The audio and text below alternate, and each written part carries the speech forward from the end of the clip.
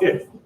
I didn't care what happened. My baby was there. There you go. Yeah, she wasn't even watching the basketball game. She was. That's a basketball game? Oh, Brandon watched USF play Memphis the other day, the ranked team, and beat them. He got to watch that TV. He was excited. He said, that's where he graduated from. So they just got a new coach. This is his first or second year, but it's fun to watch. So he's not Gator. He's both. He's bull Gator. How about that? That worked out for him. If either one of them's on, he's watching. Are you?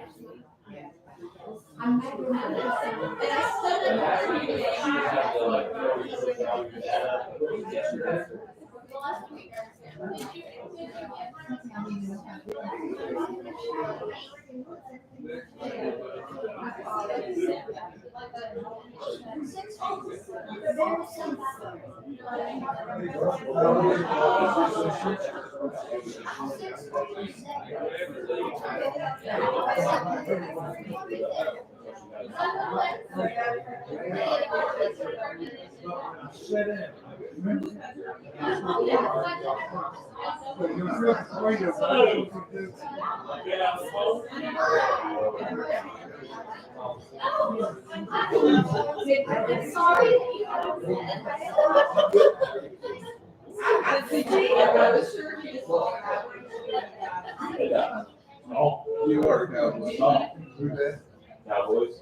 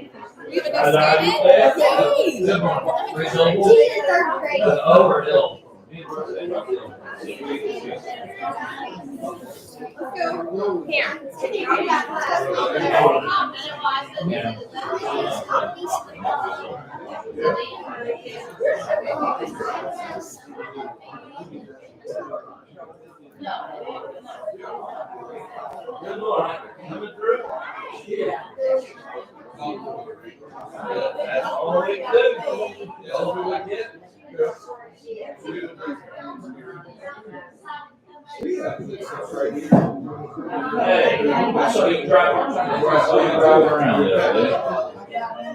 That's right. You're having a good time doing it. You go pick her up, that's right. No more than me. Good. How are you?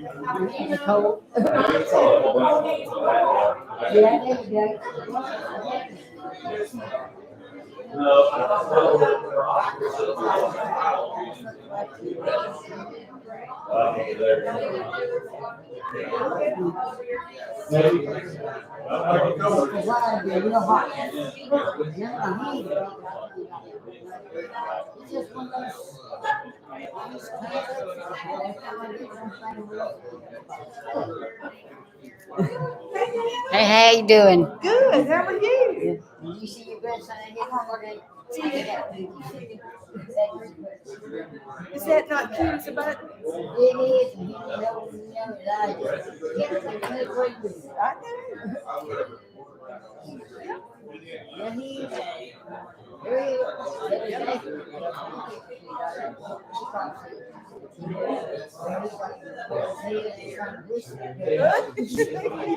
He makes the funny stuff.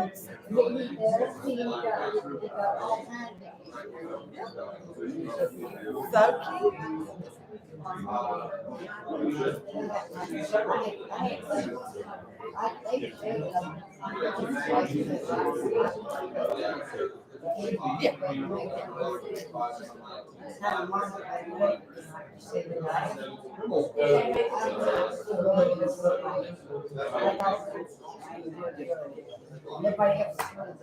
Yeah, that's right. That's right.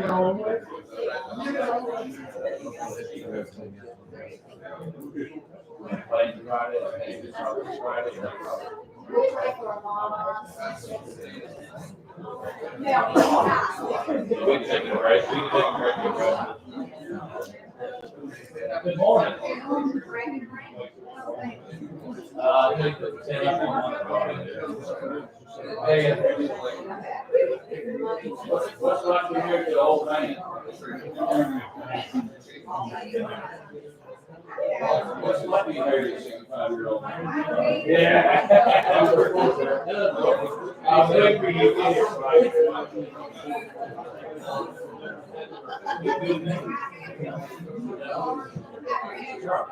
Your stuff, this one.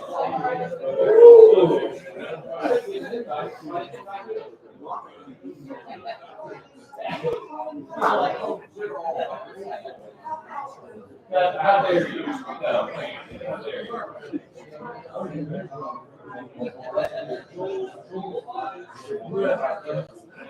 how dare you?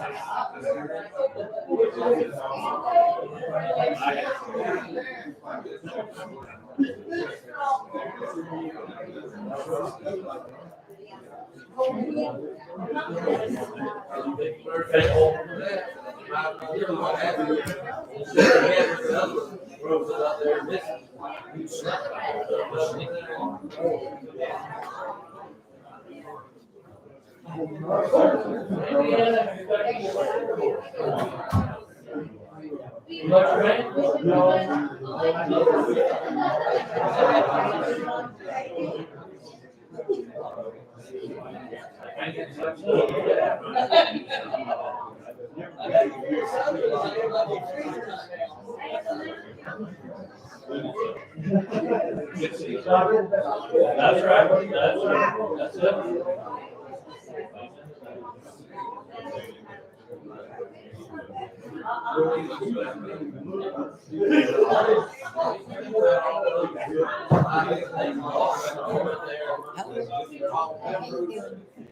Hi, good. How are you? Hello,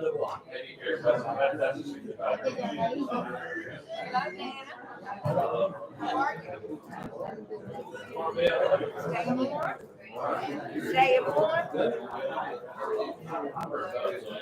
Well, honey,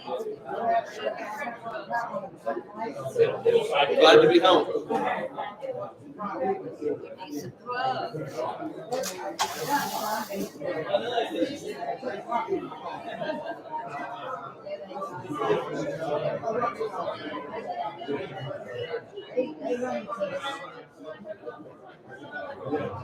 That's what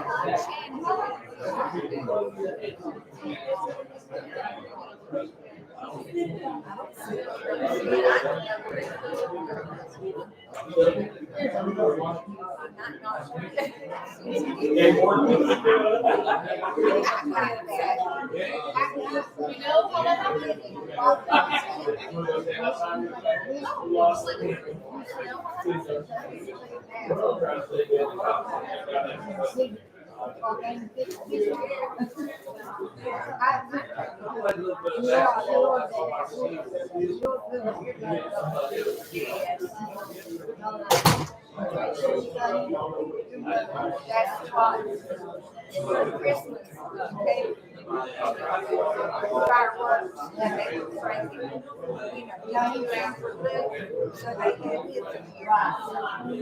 That's smart.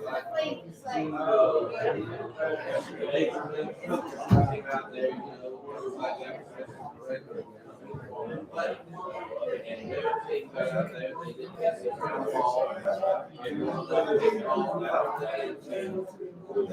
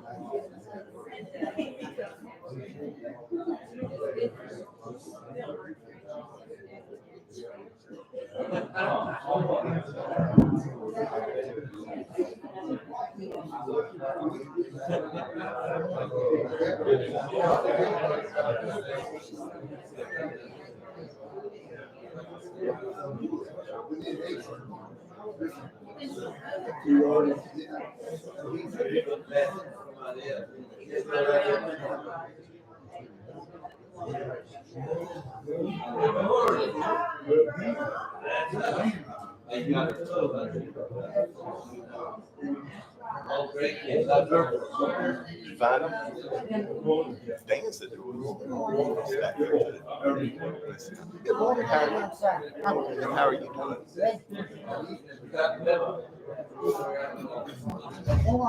Yeah, tried.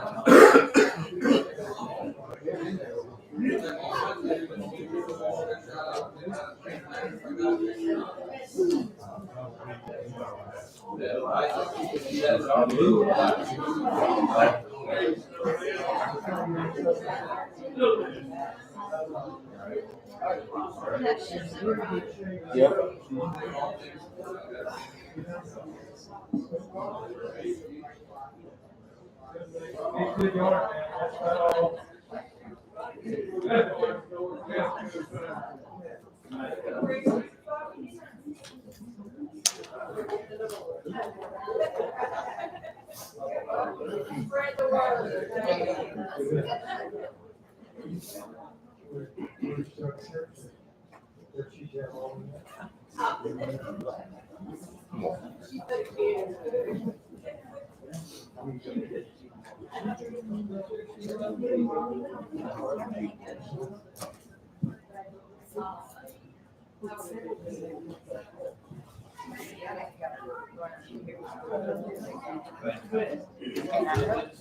Good morning. Morning.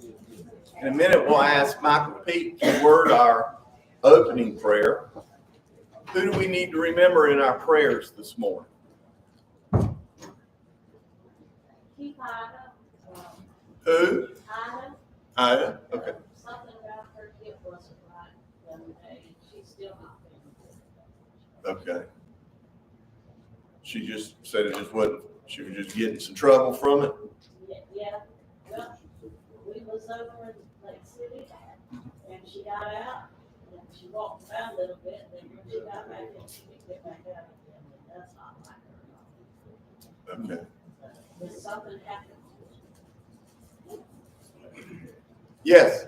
Got a good friend in Gainesville, Rick Warren, that just had cancer surgery, had several tumors, and they removed the biggest one from the spine.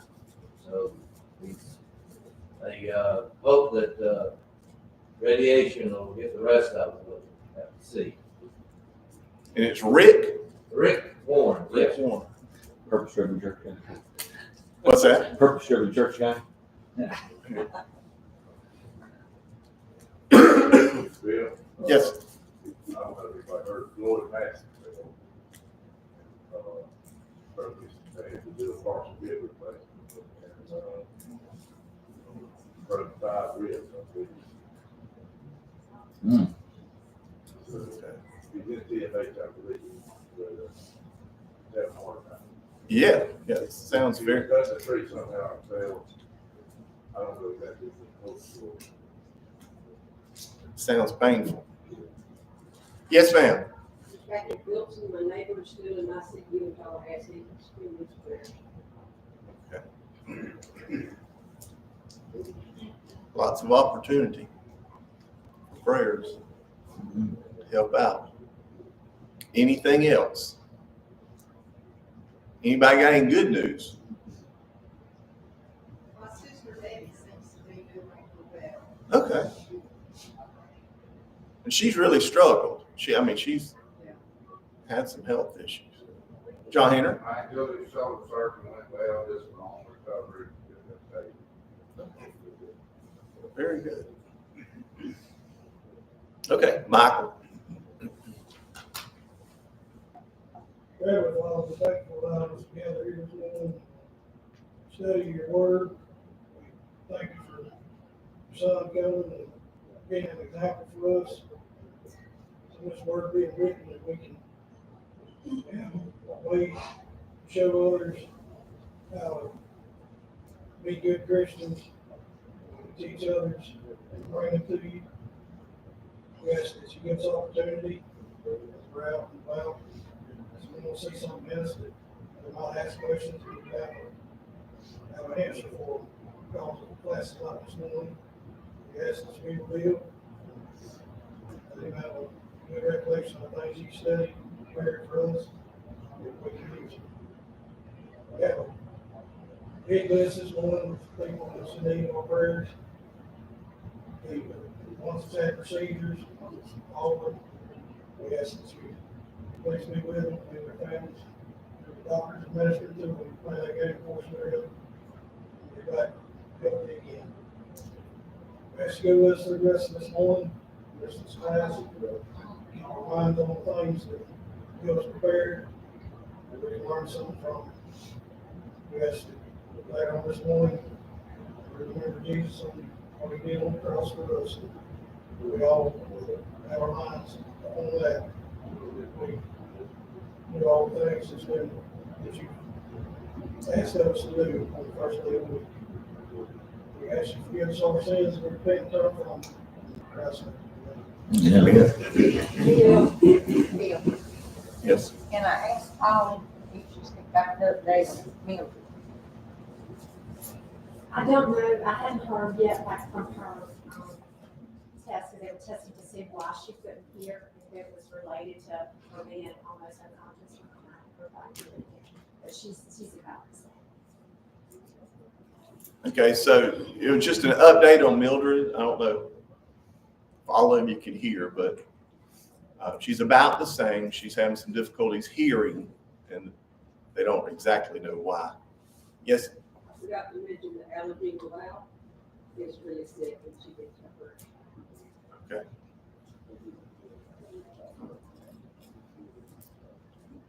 Give Kevin a minute to jot down his notes. All right, so we haven't really left Exodus 12 yet.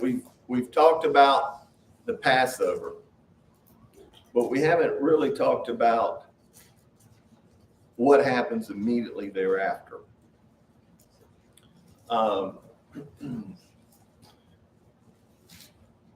Bill, could you read for us Exodus 12, 29, and 30?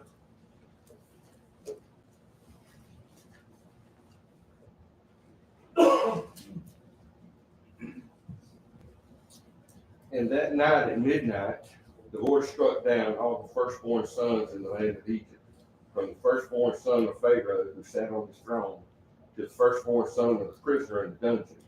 Even the firstborn of their livestock were killed.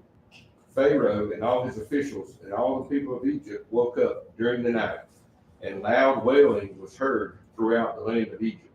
There was not a single house where someone had not died.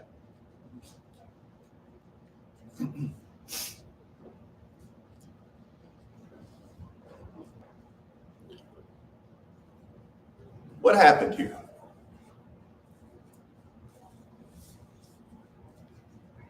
John Henry? Pharaoh didn't heed the Lord, that touched the most, basically. That's what he said he was gonna do. So he just take out Pharaoh?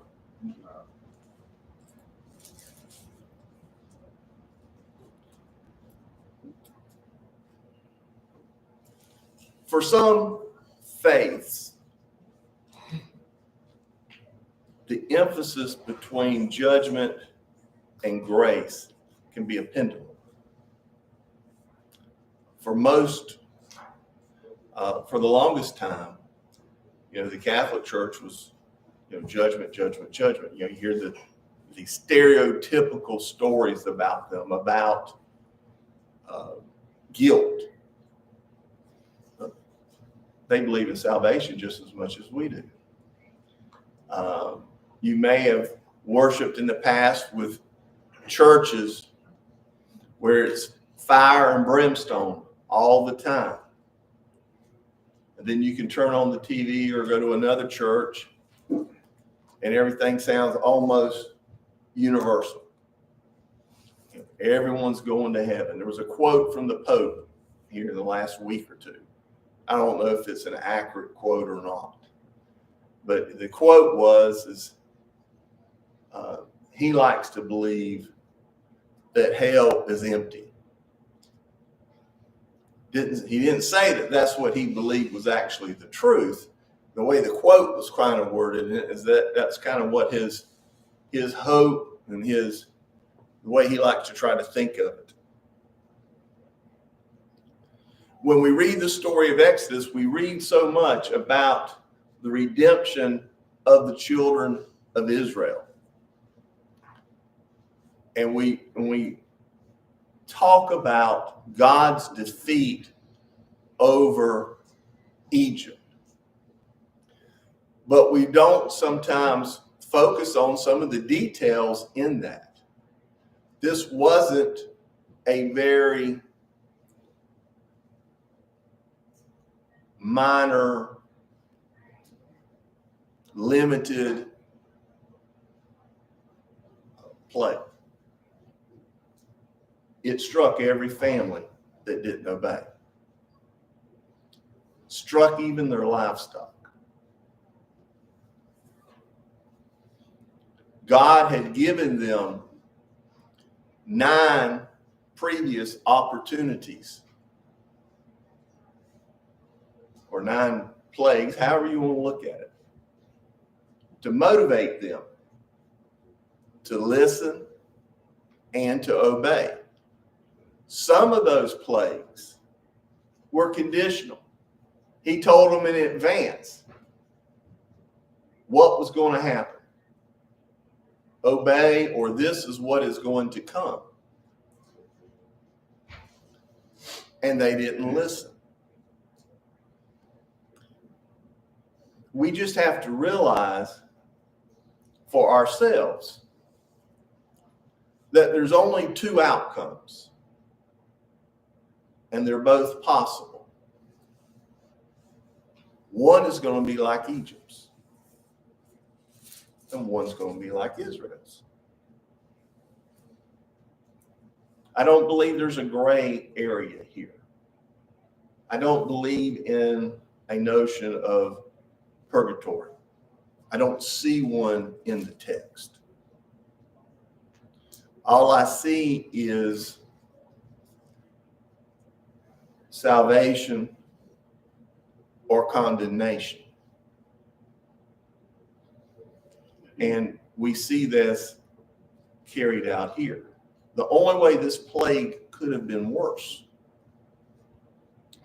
is if God had just killed everything, not just one from every family, but just everybody. It's the only way it could have been worse. Did he care? Did he kill Pharaoh's firstborn? Yeah. If there was a slave person in Egypt that wasn't Israel, they didn't paint the blood over the lintel. Did it strike them? It didn't respect your status in life. It didn't respect your wealth. It didn't respect your position. It just killed you. That is an attribute of God. God did this. He owns it. because he recorded it for us to learn from. Any thoughts or comments? Yes. So it said there wasn't one house without a death. So no Egyptian family did it. Apparently not. There could be some reasons for it. I don't see the instruction given to the Egyptians. I see the instruction given to the Israelites. The bulk of your Israelites, I don't know if it was all of them, because some of them could have been domestic servants, but the bulk of your Israelites weren't even living in the same little area. They were over in Goshen.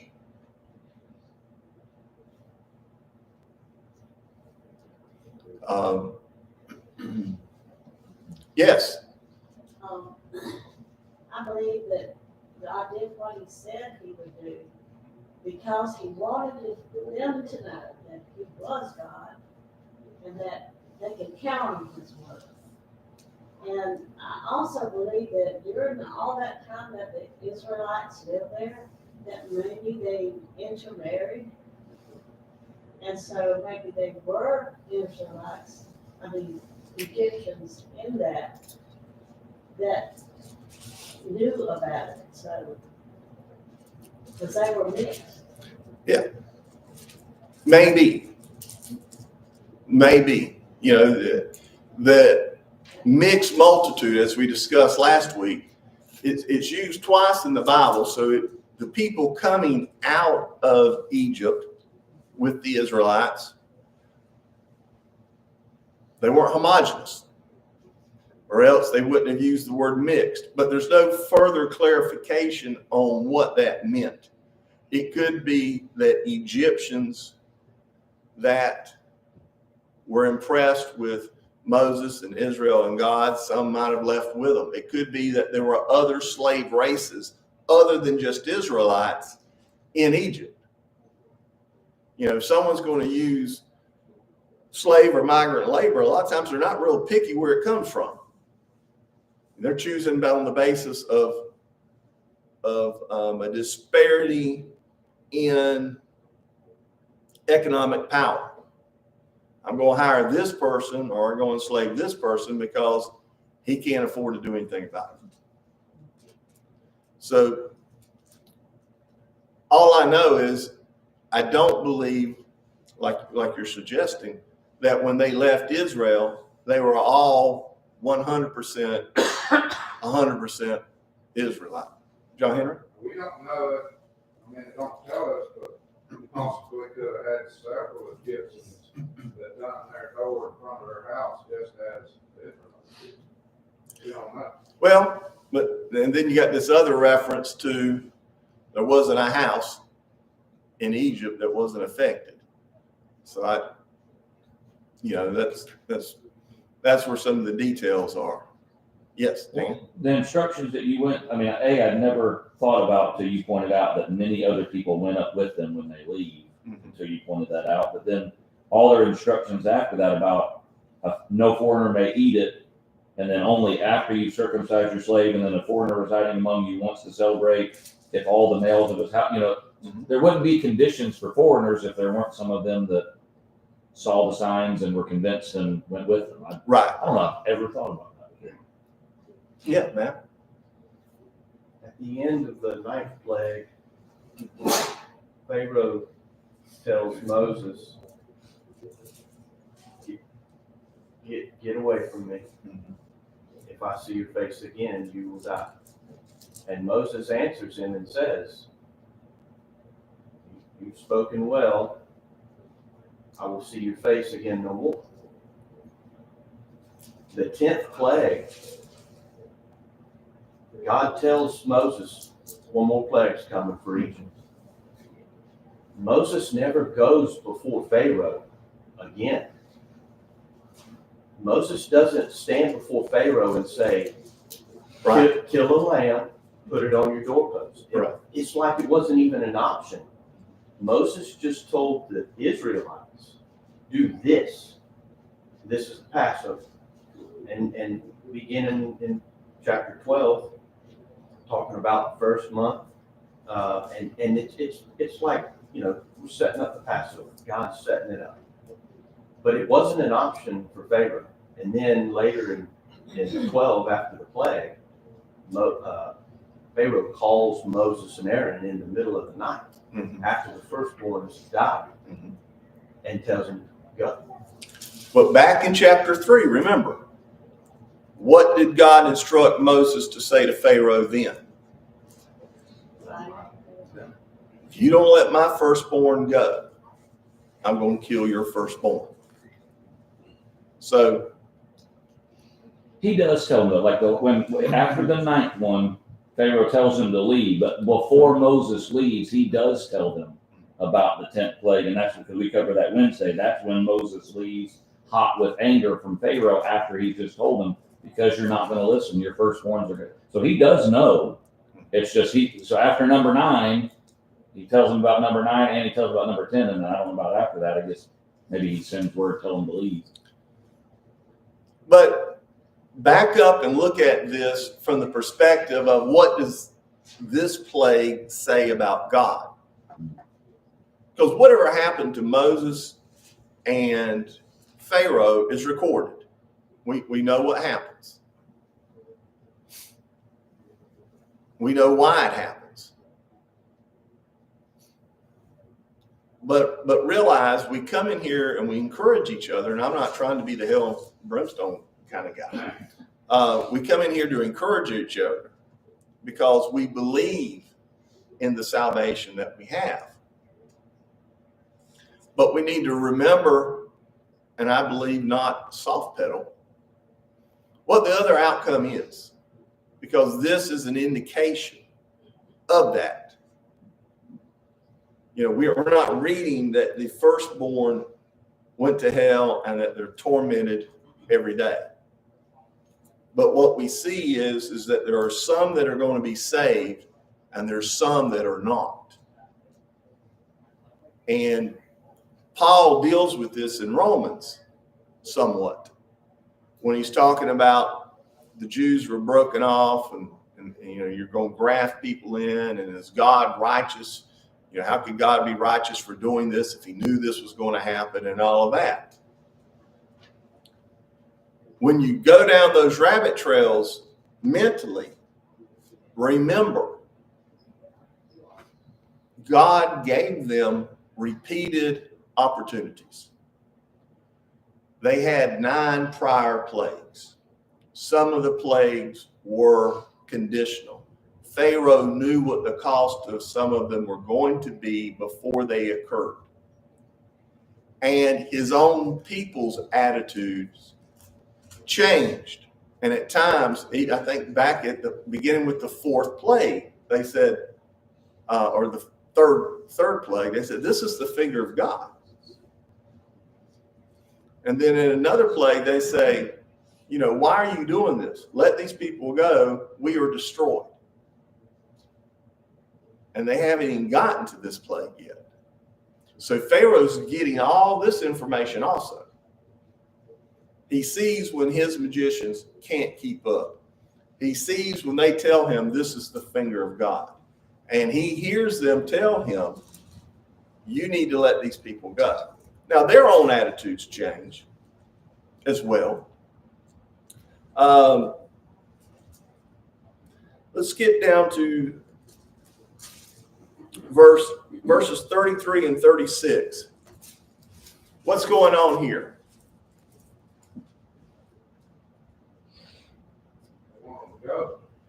They want them to go, and what do they do? Gave them all their riches. Okay. They left with as much as they could leave with. Where does a lot of that go? It goes to the tabernacle. I was going to say golden calf. Well, yeah. And at one point, yeah, a golden calf. And then they wind up drinking it.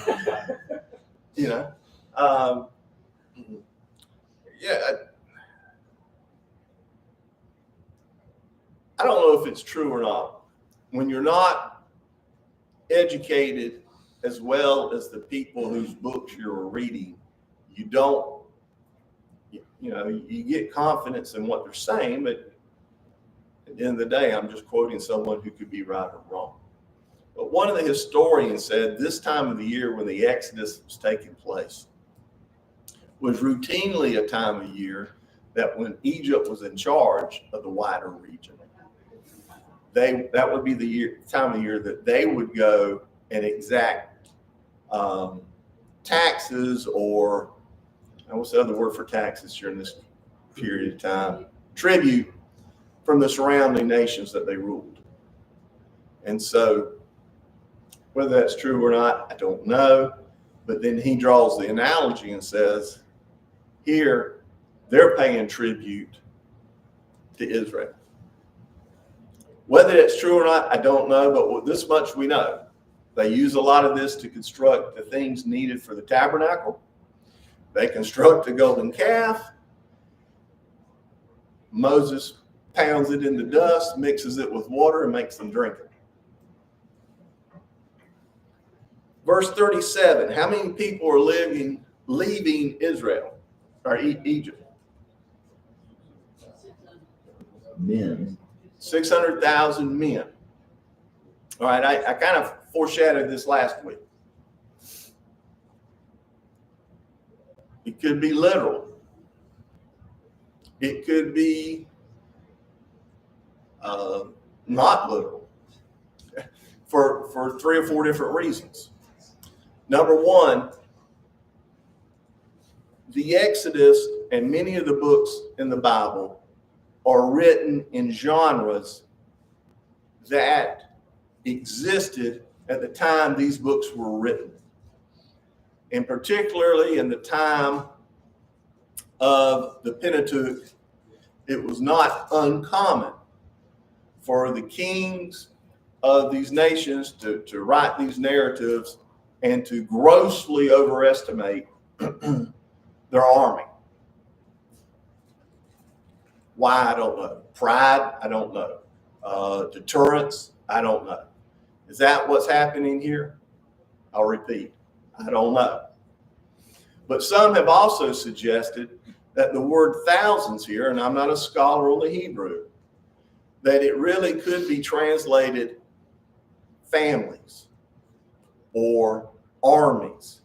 And so, and there's a reference to God's armies shortly thereafter in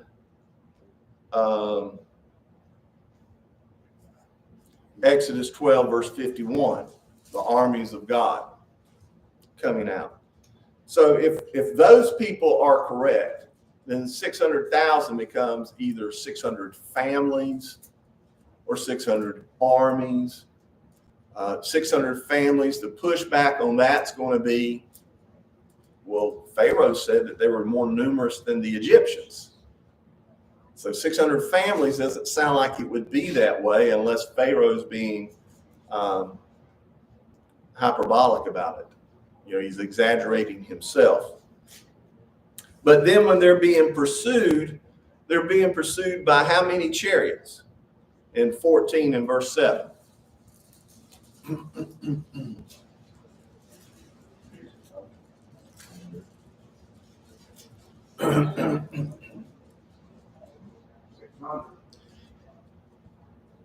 600 is a specified number, but then there's an unspecified reference after it.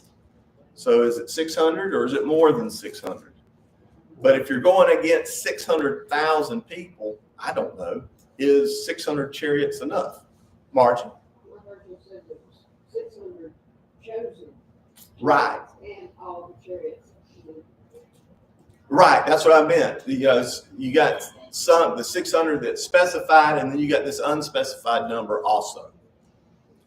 How many people would it be if you had 600,000 fighting age men?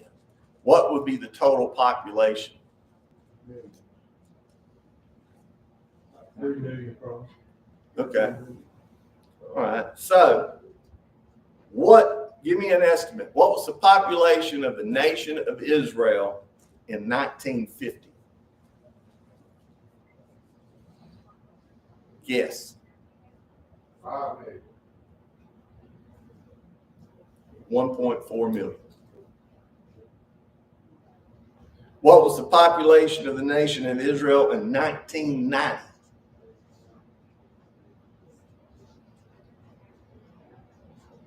$4.8 million. Today it's about 9 million, almost 10. What does this mean? I don't know. It's just bullet points of data, okay, without any more context. Should we take into account the ones that died, that were, what, the age, was it 20 and above? Oh, there's a reference, I think, in Numbers to that. I don't remember what it says. So that would have been a bunch of people too. Well, yeah, and that's the 600,000. The 600,000 reference there is to fighting age men. So anyone younger than the fighting age of the men population, male population, would not be included in that number. And then anyone that's older than the age for fighting would not be included in that number. Here's why I bring this up. What is your faith in? Because there are people, well-educated people, that have 10 years of studying this stuff every day. And they're not just studying just the text, they're studying the archaeology and the literature, the contemporary literature in the original languages, so they can understand what this original language means. And it is my informal, uninformed observation that because there are some renowned scholars that are still scholars that no longer believe. And the trend I see in some of these people is that they are a lot like us.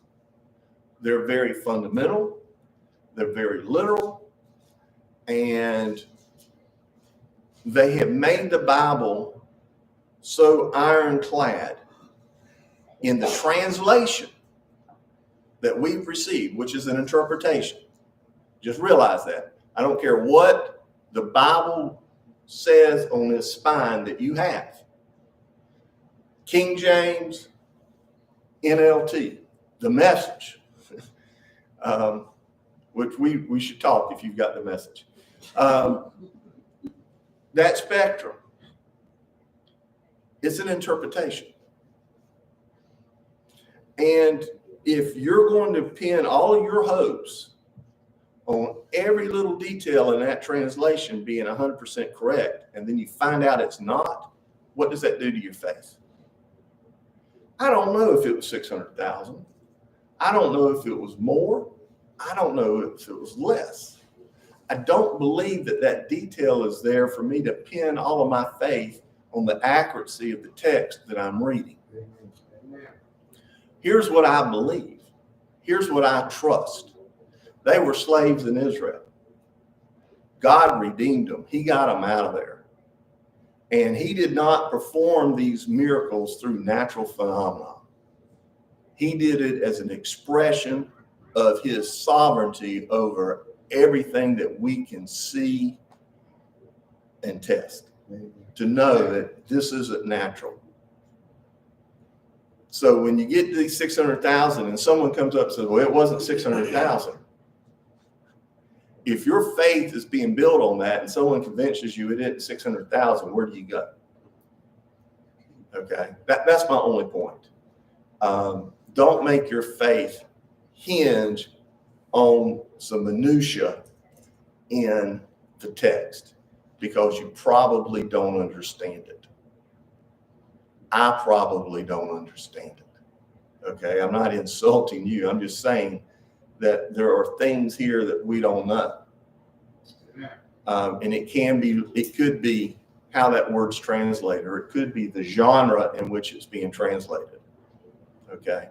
I've read some very strong, good arguments that 600,000 is probably not correct for other reasons, like where they camped for 2 years, it wouldn't hold that many people. You know, you couldn't fit 3 million people in this confine where they stay. I haven't been there. I haven't measured it. Even if I did, I couldn't calculate how many people could fit in it because that's just beyond me. But there's people out there that really have a strong belief in that. So just don't pin your hope on and your faith in that. What happened here? Do you trust that happened? Because I trust that that's what happened. Yes, ma'am. I'm not a man. Yes, sir. I'll Yes, sir. take it anyway. Well, you see my eyesight, I'm telling you. I'm so used to Margie raising her hand, and which I appreciate, that I just assumed it was her again. The one thing that impresses me out of this, as well as throughout Samuel and the Kings and the Chronicles, is that how many people suffered punishment and dire consequences because of one person's sin. Pharaoh refused to let them go, and the nation suffered. David counted the people, ran a census when he shouldn't, and 70,000 people died because of it. When the kingdom was divided and split, it says those things happened because, I forget his name, refused to follow. Rehoboam, and the one, and Jeroboam too. His kingdom was to be given to his servant, which was, but they didn't. People suffer because of another person's refusal to follow God. Now, if we put that in today's context, how many people are hurt because of me and how how many people are hurt because of something that Dan does or Robin? This thing about following God it carries the most serious of consequences to us, because we are responsible if we cause somebody, what Paul say? I don't think if I call somebody stuff. We don't ever think, we think about Pharaoh, we think about those that do wrong, but there are people that suffer as a consequences of individuals committing sin. But didn't that change? Back then, the head of the household was responsible for everything. But he says now, we're responsible for ourselves. We're not responsible for somebody else going to heaven or whatever. We are responsible for what we do. But we have influence over others. We do have If we have a negative influence, that soul could be accounted to us. And there's a consequence to our actions. Go back to David. David sinned. What happened to the first child? First child died. There was a consequence. Was David forgiven? David was forgiven. But there was still a consequence to his actions. I could drive drunk. I believe being drunk is a sin. I can be forgiven of that. But if I wreck that car and kill someone, my salvation can still be secured.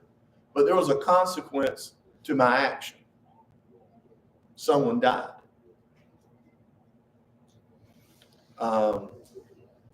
We could hurt other people's faith. That's part of what Joe's talking about. We don't want to wreck someone's faith by our actions or our teaching. That's the reason I'm so careful to try to say at times, I think I've said it 3 or 4 times today. I don't know.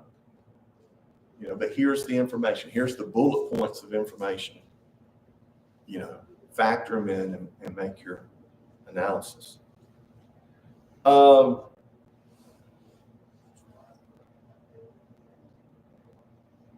Chapter 13.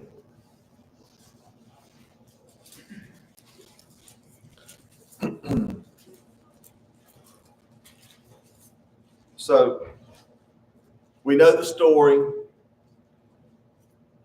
Moses leads them through the Red Sea or through God's instruction, makes it possible for them to cross, which I find interesting. I find it interesting that God tells Moses to do something, and then the east wind comes. I hadn't even thought about preparing something for that rabbit trail. But did God need Moses to part the Red Sea? Maybe what he's doing is he's setting him up to be a visual, to be the leader in the eyes of the people, and for the and to be the mediator for the people to God by doing this. But they get through the Red Sea. Egypt is killed, or the army of Pharaoh's army is killed in the sea. And what's the first thing that happens after they leave? There's two big things kind of happen. What's the first thing that happens when they leave? When they get to the other side? I'm sorry? There's something they have to do. He tells them something about the firstborn. Okay. Well, and he's already told them. Well, he's told them that, and he tells them that, you're going to have to redeem your firstborn from your males and your livestock and this thing and that and the other. But I would suggest one of the first things they do is they rejoice. Moses has a song. Miriam has a song. Why are they singing? They've been saved. 3 days later, what are they doing? Isn't that like us to a certain extent? And like the churches that Paul planted throughout Asia Minor.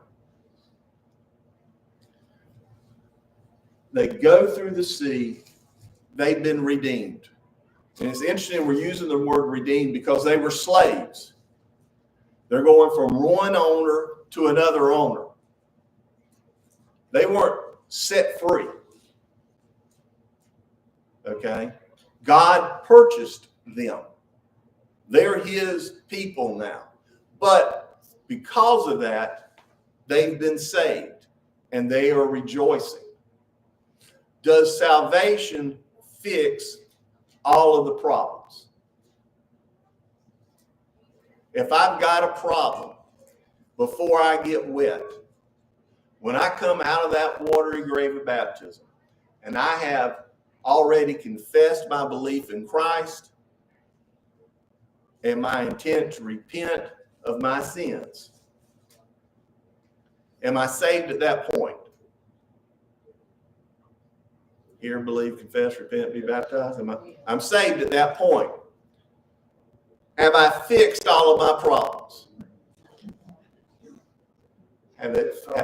Has it fixed all of their problems when they went through that Red Sea? It didn't. And Paul in Corinth, how many letters did he write to Corinth? He wrote more than the two that we've got. He'd been there more than once. That church isn't that old. Paul dies before AD 70. He dies around 67, 68, somewhere in there.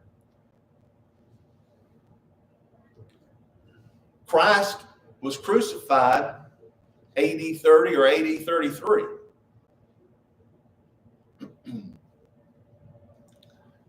That church isn't that old. When it was founded, I believe that there was a lot of enthusiasm. There was a lot of love. But the nature of the human condition is it's hard to live in the good without thinking of ourselves. And that's where problems come in. It happened to that church. It happened to the children of Israel here. So I think there's a parallel there. There's a foreshadowing there of the I think there was foreshadowing of this way back when Moses was still considered somewhat an Egyptian. That the children of Israel weren't just going to follow lockstep behind Moses or God and do everything right all the time. Shocker, neither do we. We get things wrong. We do things wrong. There's consequences to our actions. What do we take from that? John Henry? I want to step back a minute, because you've been saying all the time, you don't know, we don't know. People mention their faith on an exact number or a verse out of the Old Testament or a verse out of the New Testament. When it plainly tells us in Deuteronomy 29:29, that all these secret things are all under God. Yes. We shouldn't be wrapping our brain around that, getting all upset and worried, all this wandering and all. One thing we can count on is the Lord went on the cross for all of us, died for us. We do so 6 steps we're supposed to do that we get saved, and then we start fighting that fight. Because it is a fight until you take it home. You got to work at it. It's a job. It is. Okay. I don't know anyone that knows it all in here, frontwards and backwards. There's always something else. There's another layer of the onion to peel. Whether it's historical or language or genre or something to help you better understand the text. But going back to,